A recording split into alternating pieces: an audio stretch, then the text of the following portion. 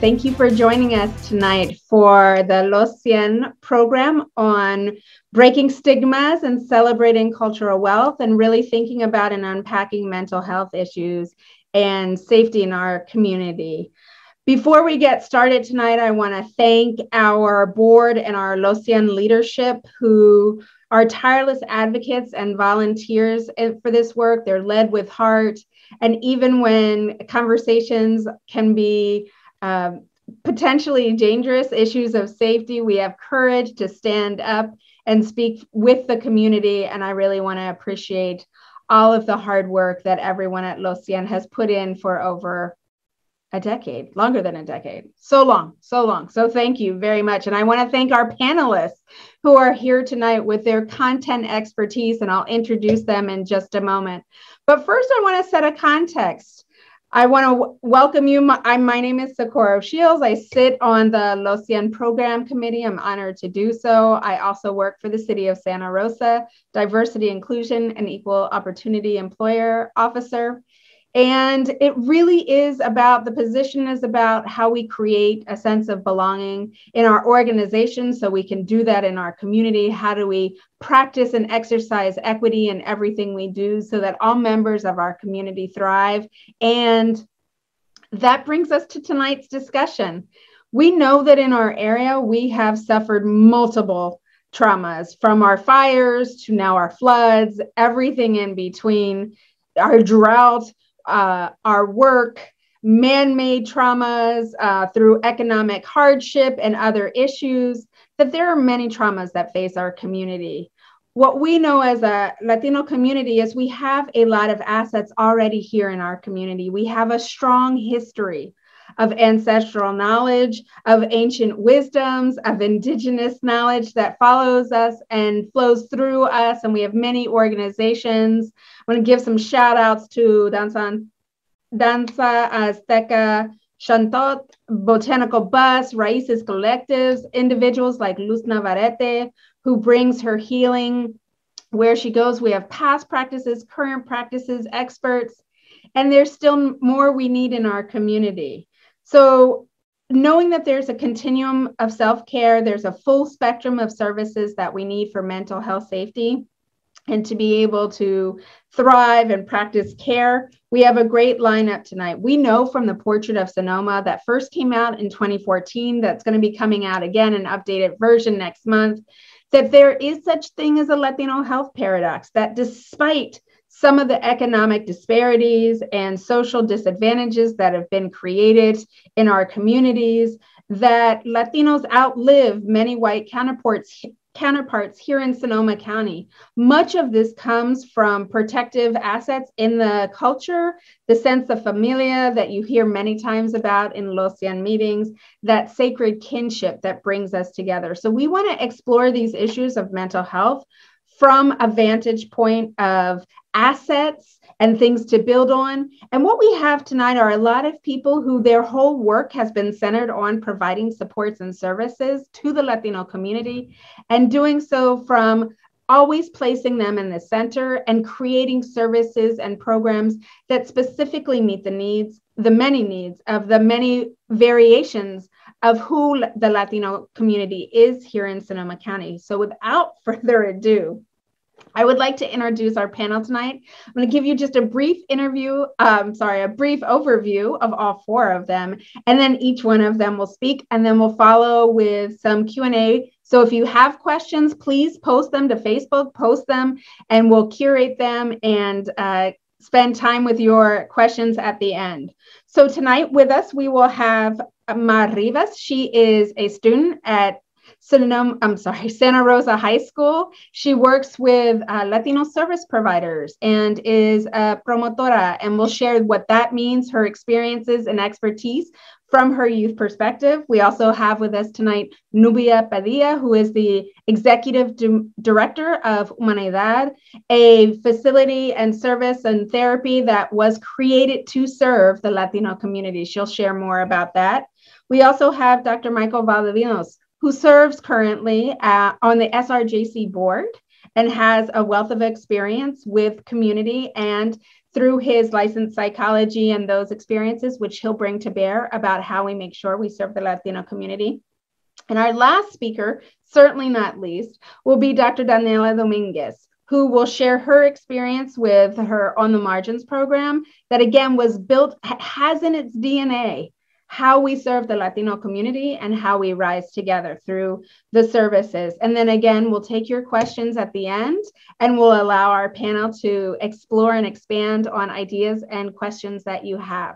So without further ado, I'm so pleased to pass the microphone over. We do this on purpose, lift the voices of our youth, share their experiences, and hold us as adults accountable for once we know better to do better. Without further ado, Mar. Hi, everybody. Thank you so much for giving me the opportunity to be here on this panel. It means a lot to be here alongside all these amazing panelists and community members. I'd like to start with what I observed and have lived being a part of the Latino community when it comes to mental health. To begin, I'd like to remind us all that mental health services are not just limited to things like therapy. Although that is a service that helps many and is really important, there's many other services that help shape our mental health. With that being said, in my own experience and from what I've learned as I've grown more involved in the community, for Latinos, when it comes to reaching out and trying to pursue westernized mental health services, they're often inaccessible. Focusing on therapy for a little bit, inaccessibility can mean its price. Therapy is so expensive. It can be something like $120 to $160 per hour without insurance in California. And that not only makes it inaccessible to the Latino community, but also just anyone in general. Something that is more specific to Latinos and other BIPOC, though, is language and culture. Our services are often not in our languages, which makes it difficult for elders in our community and people that don't speak English to receive that help. Also, the people that provide these services sometimes just are not able to understand our culture and our practices. An overwhelming majority of therapists are white, and as much as they try to understand us, there's sometimes a disconnect. Not as much anymore, but more during the height of the pandemic when a lot of therapy services were online. Some obstacles with that were having a quiet space to Zoom or call with a therapist, having difficulties with Wi-Fi, or having other responsibilities. For me, I have some firsthand experience with this. I was able to do some therapy sessions over Zoom during the pandemic in early 2021 with the help of Latino service providers. And personally, I experienced each one of these barriers. The Wi-Fi in my room is not very good, so I usually connect to Zooms in the living room, but because I don't have a lot of privacy there, I would connect to Zooms in my parents' room. And it wasn't even that private then because sometimes my brother would come in or sometimes my parents would need to come in. And so that's something that has really affected me. Now that therapy services are returning to back in person, face-to-face, now something that can be an obstacle for some people is not being able to make it to sessions due to work, sometimes not having childcare, or not having transportation. However, when there is access to these services, continuing with the example of therapy, there's sometimes reluctance to reach out. And that can be because even though there is access, there's not enough knowledge of the services available, or there's stigma surrounding mental health, which within the Latinx community can be shame, it can be ignorance, which that ignorance isn't always on purpose, but sometimes it's due to a lack of knowledge. These are both things that Latino service providers focuses on, which is sharing available services and destigmatizing mental health. Latino service providers' focus is to destigmatize mental health within the Latinx community by building awareness about mental health and wellness. Something that I talked about earlier and that I want to reiterate is that mental health services are not just therapy, even though that was my example. Services that can help with mental health include services related to housing, access to outdoor spaces, and clean air and fire preparedness, all of which are things that the youth promotores under the LSP internship focus on. The youth promotores are separated into different tracks. One of these tracks is the mental health track, or the promotores de salud mental. Of all of the youth promotor tracks, this track more explicitly addresses and increases awareness of mental health issues, like suicide prevention and self-care. They also educate the Latinx community on mental health resources. Another track is the promotores preparados. They work to inform the Latinx community on the importance of emergency preparedness by creating culturally and linguistically appropriate educational materials. They are so important, and it really hits close to home, building resiliency related to fires, because when we're prepared ahead of time, when it's happening in the moment, it's way easier to deal with and it's not as stressful. Another track is the promotores verdes. They provide environmental education and climate science resources to the Latinx community.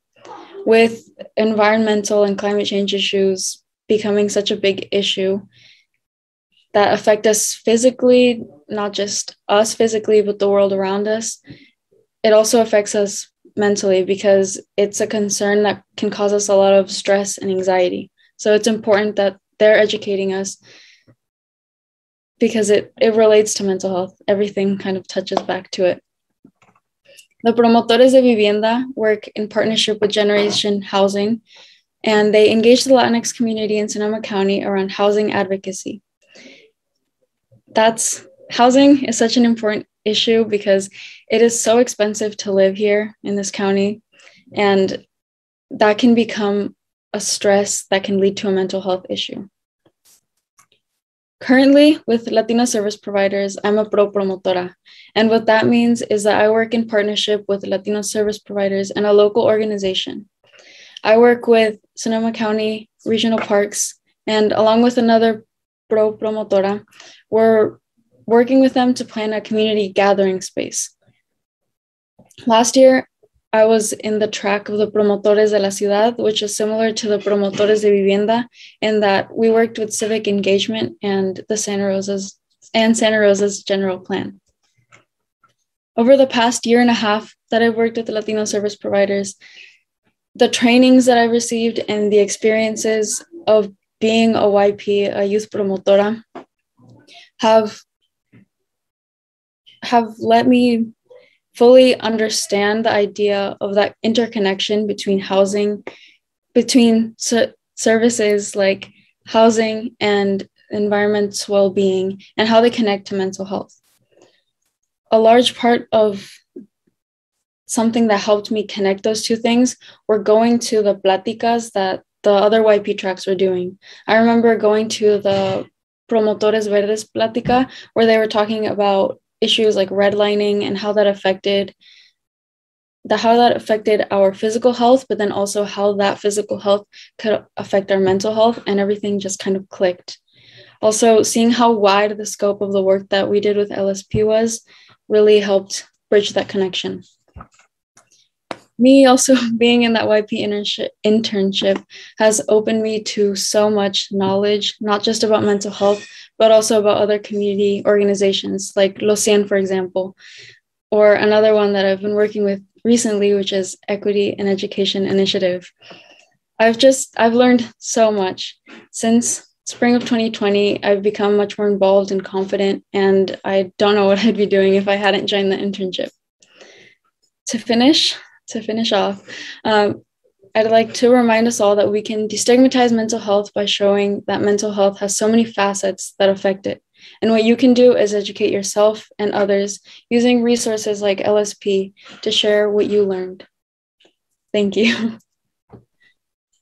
Clearly, our future is bright. We are so proud to be able to highlight and showcase for our community the strength that lies in our young people and the wisdom and the knowledge, and be able to provide them a microphone to lift that. Next, we're followed by Nubia Padilla, who has spent nearly 2 decades in our community, serving all parts of our community. She finds herself now as Executive Director, again, of Humanidad Therapy. Nubia. Thank you, Socorro. Thank you, Los Cien, for inviting me to be here, but mostly because for shining the light in this important topic. Mental health, I will dare to say that we are in a crisis. And I like the fact that you are trying to have another way to see it from the asset point of view. So I want to share a PowerPoint I did for my short presentation. I know this is a long topic, but I will try my best to stay into the time allowed. Let me share this right now. And everybody sees this in my presentation? Can you see it? All of it? Okay, perfect. So let's start this presentation. Start right now. Okay, so let's do this. As Socorro mentioned, I work with Humanidad Therapy and Education Services, and we, besides, and I will talk a little bit how we are trying to support the Latinx community or supporting the Latinx community, but most important, how we see it from the culture point of view. So what I want to start is talking about what are the assets that we have in our community, because when we talk about the Latinx community, we come always talking about what we don't have, what is missing, or what is everything, so on and so forth. So first, resilience. And I know when we talk about resilience, individual and the community, sometimes we use that as an excuse not to provide the services or not to pay attention to the community. And it can go either way, but resiliency anyway is something so important for us. And we need to make sure that we use it in an appropriate way. Family involvement, and all of us know how important is the family in the Latinx community, and that is important to recognize and to treasure and to somehow foster that relationships and all of that, because all of that is mental health. The church and religious leaders, places, and all places where people meet and talk and that is important. Community role models. We know that we were looking for that person that really supports us as a community, that really give us this push, and that's very important. Community gatherings, and I can tell you my experience, community gatherings have been so powerful, because when we are together and we start exchanging ideas and talking about that, that's when there is a lot of learning, and I love that. I used to meet with a group of mothers every week, and I still remember that. And so this is important for us to be ready to support them there and to ask good questions and to ask, and then how we can do it together, how we can change things together. And the sense of bienestar, and bienestar is well-being, is this state in what we, based on relationships, community, spirituality, is a holistic concept that is rooted in the community, in the Hispanic or Latinx community. So the next one, wow, okay. The next one is, I want to talk a little bit about Humanidad. And I can talk about the services of how we are working with the community to break the stigma, and I will focus especially in convivencia, although I want to say that Humanidad Therapy and Education Services, our emphasis is in Latinx community, because we understand that it's not enough to speak another language to provide a relevant clinical service. We know that it takes much more than that. So we, based on that, we have a mentorship training program for MFTs, where our emphasis, as I said before, and I keep saying our know-how, is how to support them to be a very cultural relevant clinicians. And we provide a sliding scale therapy, very low price. Sometimes we even we have people that cannot pay. We don't turn anybody, but the important thing is that we have the therapists understanding that it is not just one conversation, that it sometimes for the person takes long time and sometimes not too long time, but we work with the person, trying to understand what the person needs. So now talking about convivencia.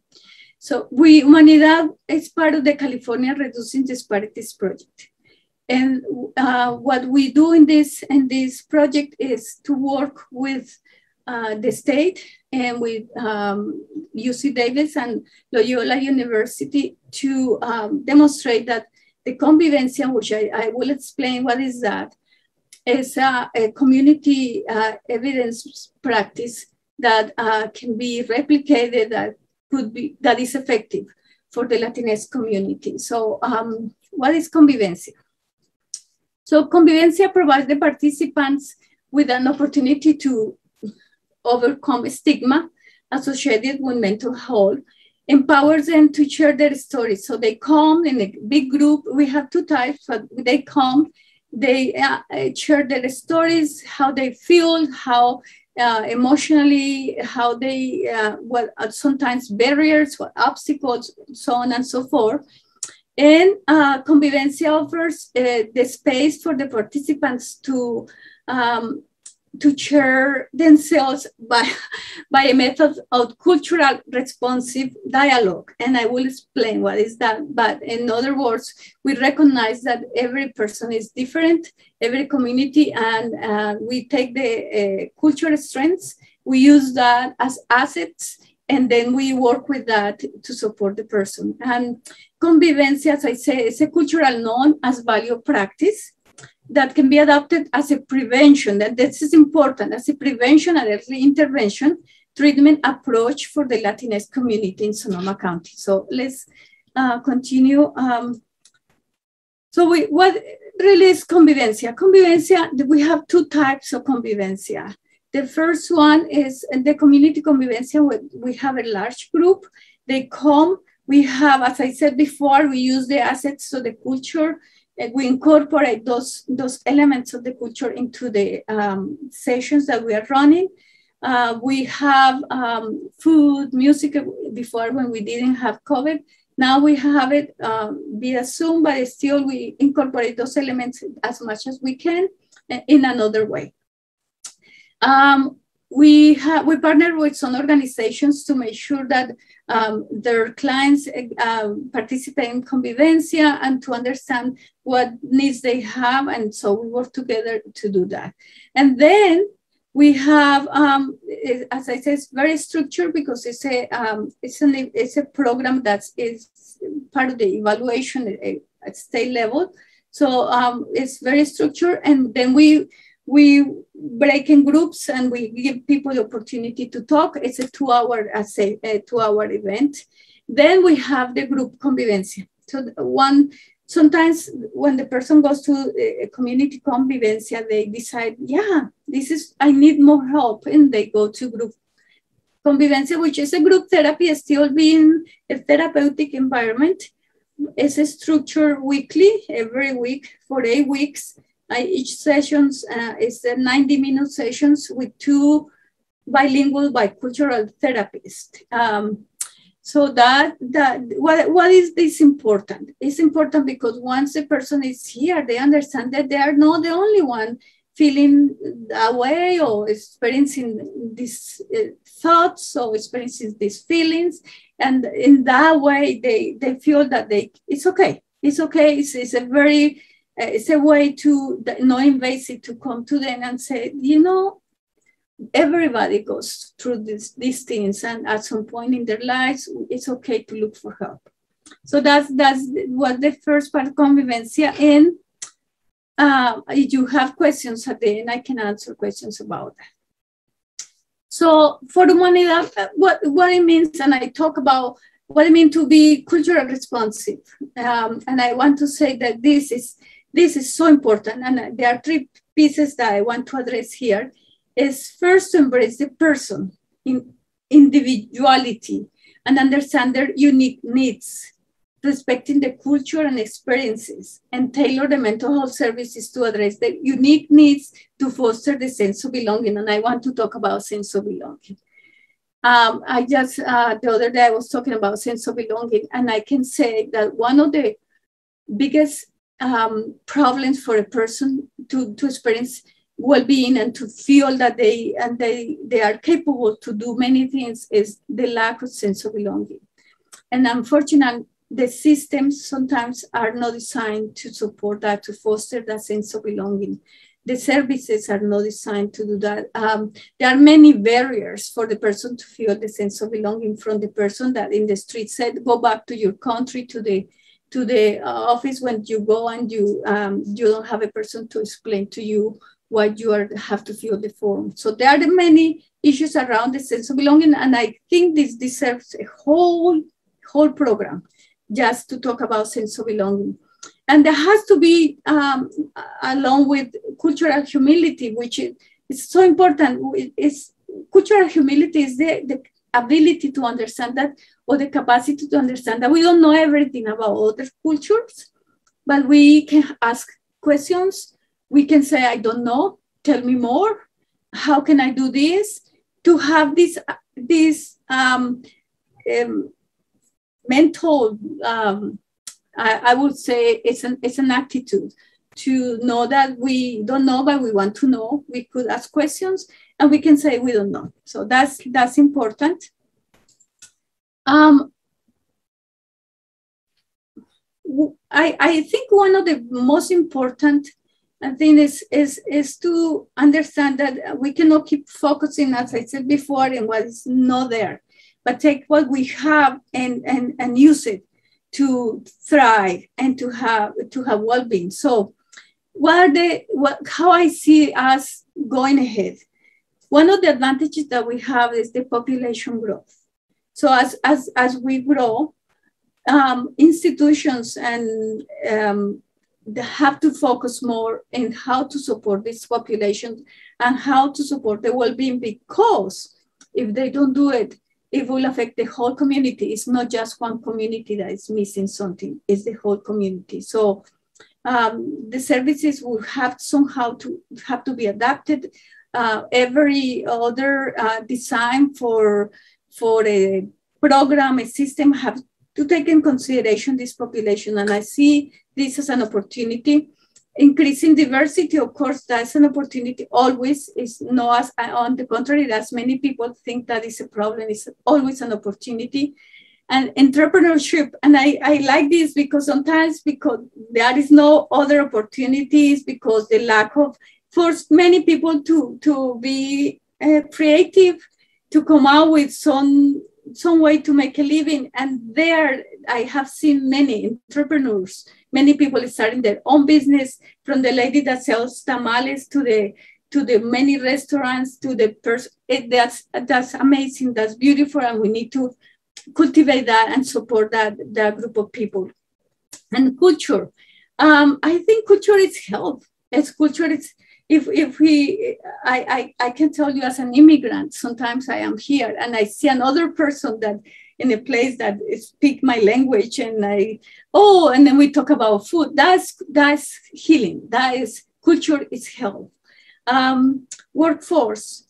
This is something that we need to pay attention right now, because as was saying before, when you go to a therapist and you feel that you don't relate to that person, it's not the same. But we need to support the Latinx community, so we have more people from the Latinx community that want to be therapists, that want to be doctors, that want to be social workers. We need to have state level, local level, some plan in place. And I am telling you, we see that every day. we still looking for people to come to us, to support us, more therapists, and we see that the workforce development is an area that we need to grow very fast. And civic engagement, and I want to talk about civic engagement right now, because we need to make sure that we have representations everywhere. So as we grow as a population, we need to make sure that we go there and we are there. And I remember Herman Hernandez saying one time that if you are not at a table, you are part of the menu. So yes, that's true. So we need to take every opportunity to influence policy and whatever we need to influence, climate change, whatever it is. And next one, the last one, Socorro, I am almost done.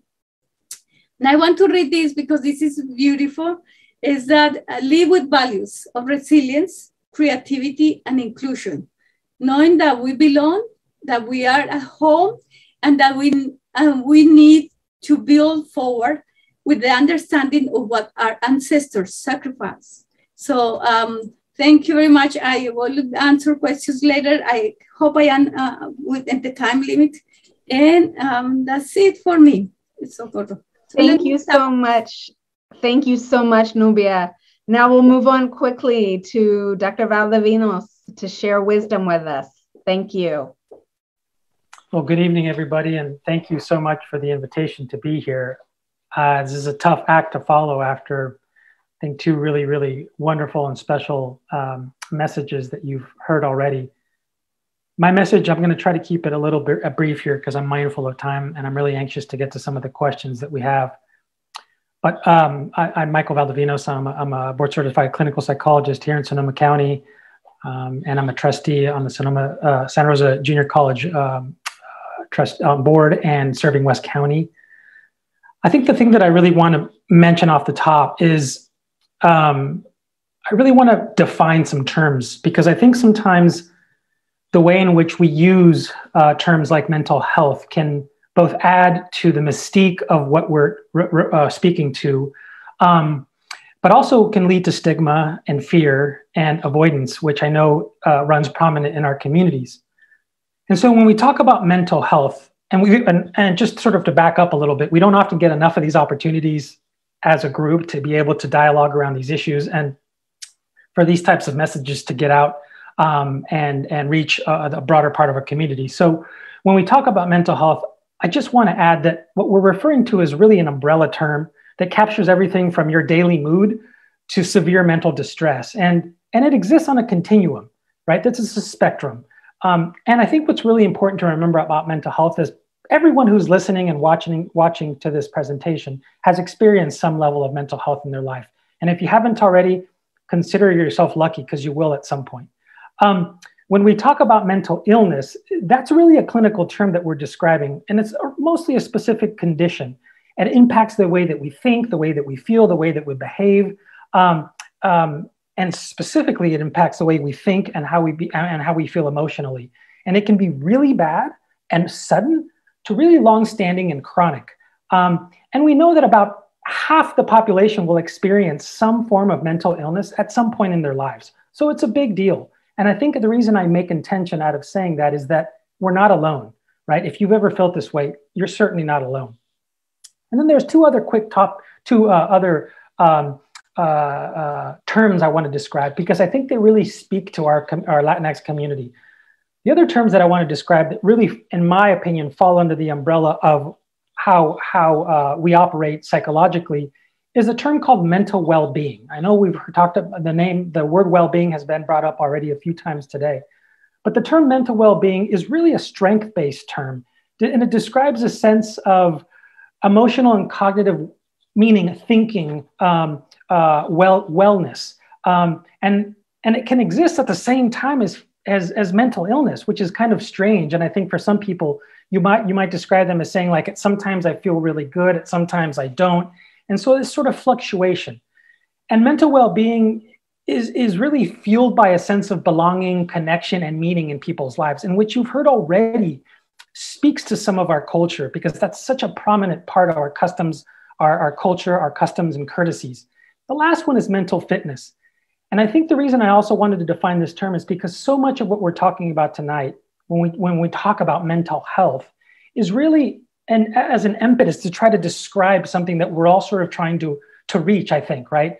This sort of enlightenment of what is feeling happy and good. Well, I think expectations are really important to mention before I say this, but mental fitness is sort of a newer evolving term. It's sort of the purposeful practice of mental health. So meditation, spirituality, religion, all of these types of things, right? Exercise can be a form of mental fitness. And it can include, as I just mentioned, mindfulness, physical activity, self-care practices. And it's especially important in times of wellness and in illness.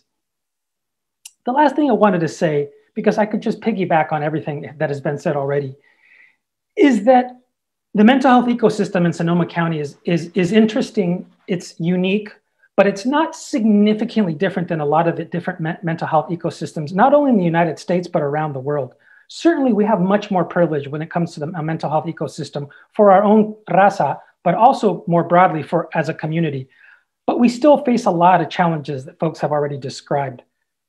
The way that healthcare is prioritized in Sonoma County needs to continue to be challenged, and we need to continue to press our elected leaders, work amongst ourselves, and continue to empower folks that you're going to hear from the panel, places, organizations like Humanidad, Latino service providers. We all are I would say, relatively comfortable, probably with your knowledge around some of these organizations, but we need to continue to work together because so much of our broader healthcare system still works in silo across this county, which has ramifications and trickle-down effects in terms of how our community receives these services. I think the other thing that I wanted to say is that while I'm really happy to see all the great work that's happening across the Latinx community with regards to mental health services, the quality of care, we need to continue to expect more from each other in terms of the quality of care that we provide for folks in our community, right? And this is really challenging ourselves as healthcare providers, from the administrative staff to the clinical staff to the executive leadership teams of these organizations, really continue to challenge ourselves beyond just getting a certification or getting a license or Birders Board certification or saying I've practiced for 10 years. It doesn't, you know what? Continue to refine your practice and get better at what you do because it's what our people expect and it's what they deserve. And I think the last thing I just wanted to say that I hope that as a community, we continue to put people in power at these organizations and the sort of gatekeepers who best represent our communities. Because we can sit here and work as hard as we can to try to climb that mountain and make that strong change, which we should do and will continue to do. But I think that reckoning will come when the top of our these healthcare organizations around the county and those leaders who, in many instances, are the gatekeepers, really reflect the community that we serve. And so I think that's an invitation, and again, also an acknowledgement that I continue to do all of the things that have already been described in terms of working from a political level, working from a community grassroots level to try to make that sort of shift. And so again, I just want to be intentional about that call out. I appreciate the opportunity to be here. I look forward to questions and comments and concerns, and thank you so much for the invitation. Thank you so much. Thank you for also uplifting those issues of power and privilege and how we change existing structures, right? There are plenty of great people, both Rosa and others, and sometimes it's not about the good people, it's about the oppressive systems and how we change those and identify barriers. And our last speaker tonight, thank you, Dr. Dominguez. Please bring us home and we'll follow up with questions and great answers.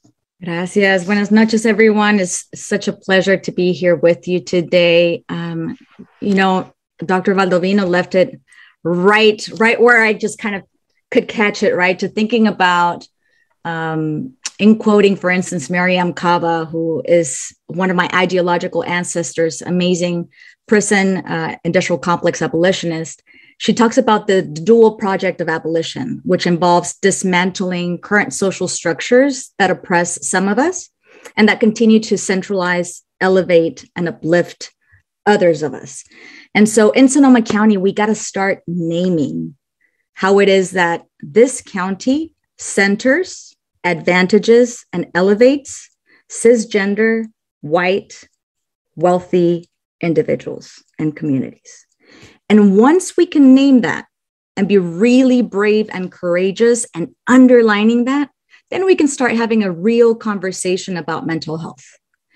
We're not there yet. And so we got to do a lot of work around the interconnection between diversity, equity, belonging, and mental health. And so my work at On the Margins, I am an assistant professor at the University of San Francisco, and I'm also the founder of On the Margins, is to think about how to be good ancestors, right? So when I think about Layla Saad asks this beautiful question, who are your ideological ancestors, those who are living or those who have transitioned? I often think about that. How is it that I can help others who are around me feel seen, heard, and valued? That is wellness. That is systems of care. Those are systems of community care. And so at our organization, we are a collective of researchers and artists and mental health clinicians who really think about centering those communities that have been forgotten. And we ask ourselves that question of, what is the kind of world that I really want to live in? What is that just and liberated world that I want to be a part of? And the reason why I often work with youth, and I was hearing Mar, and mi piel se puso chinita, right? I was just like, someone give her a full ride for the love of God. She deserves it. She's such a leader. Is often when I'm thinking about how it is that we can provide mental health services to our communities, I come across a lot of no's. Well, no, because it's too expensive. No, because there's a shortage of bilingual bicultural counselors, or thinking about the production of particular knowledges, right? These Eurocentric approaches of mental health care. And whenever I get a little tired of that, I'm like, who I have to go to youth, because youth have the capacity to radically imagine that just and liberated world that we long for.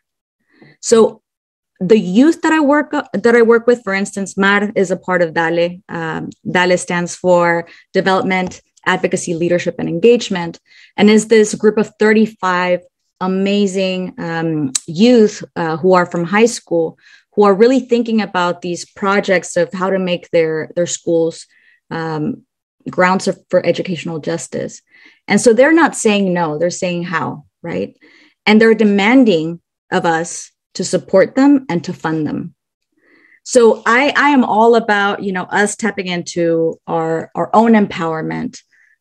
But how much can we tap into our own empowerment when a lot of the community is seeing us, and I'm saying that as someone who also has a lot of privilege, but seeing communities on the margins of society as disposable, right? So how can we move from becoming disposable to becoming accountable to each other? How could we find our way back to each other? So I would say it starts by centering communities, again, on the margins of society, letting youth lead, letting youth share with us and spreading that radical imagination, challenging ourselves to think about how can we be our most liberated selves, and speaking truth to power.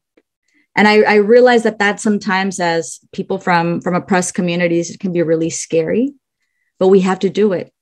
There's more power in numbers and in love and in care than in wealth. And so I think Sonoma County needs to have a come to Baby J moment and really, talk about how it is that we can move forward by supporting those who are most in need. And there are a lot of people who are doing that. The Healthcare Foundation is, for instance, providing full scholarships for our students at the University of San Francisco, full rides for 3 of our students to become therapists. I know that Latino Service Providers is doing amazing work. I also know that the Sonoma Valley Catalyst Fund recently funded our Healing Justice program, which focuses on, again, systems of care that move beyond the therapy room, because we understand that, therapy is not the only thing that's therapeutic. Being in community is therapeutic. And so tapping into our ancestral resources, our ancestral wealth, talking to each other, breaking bread together, praying, using herbs, using plants, just being in deep community, caring for each other is the way to go. And so I'm going to go ahead and stop right here because I know we're short on time and I'm also anxious to get some questions. But again, thank you for giving us this platform and for sharing our ideas. I think I'll just end with, I think it's time for Sonoma County to really freedom dream and for us to freedom dream together and to stop saying, no, it's not possible. We gotta dream big.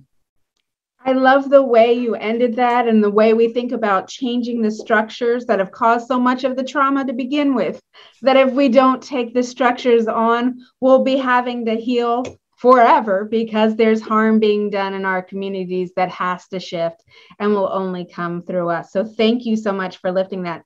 Some questions we have from the audience, and I'm going to ask Ma that we start with you, but it goes to everyone. What are some of these barriers and constraints that keep Latinos from accessing these resources, and how can we remove them? And just as a little follow-up, and you might start here, what role does language and race play in these barriers? So I'm going to speak about the youth experience because I am a youth.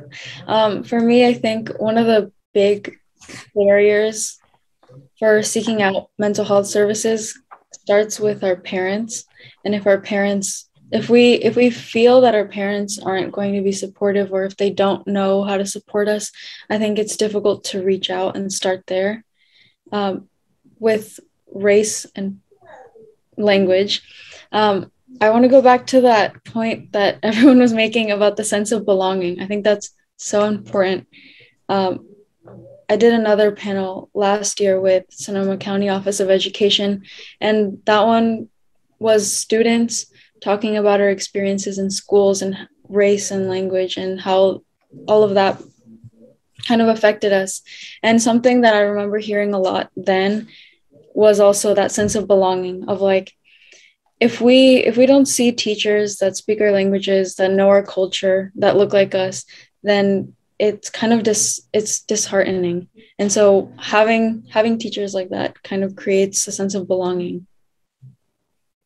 So yeah. Thank you. Anyone else want to share things they see about barriers that we can address, overcome, dismantle, knock down?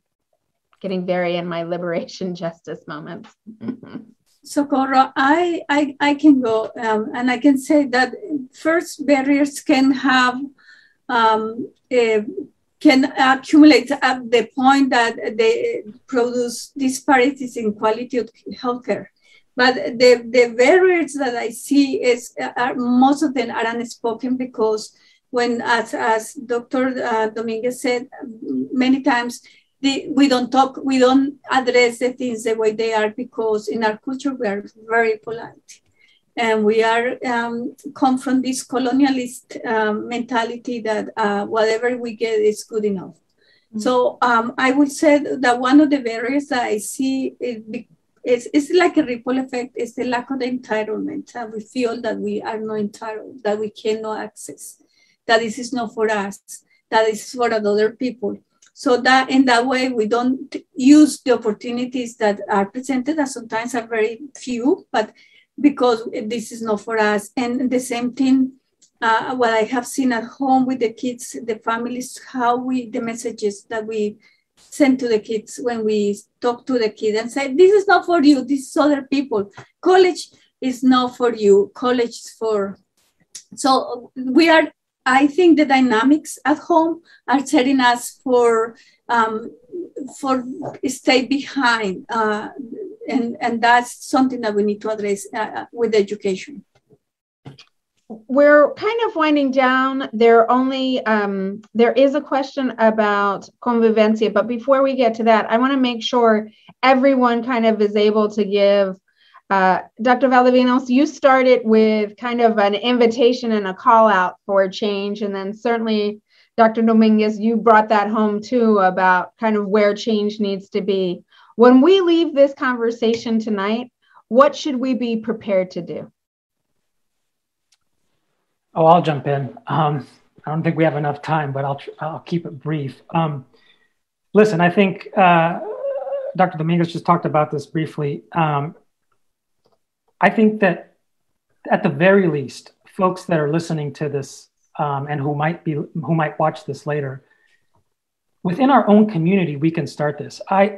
All of these stories, especially Mara's message a second ago, reminded me of a time when I first left, when I left the high school, not too long ago.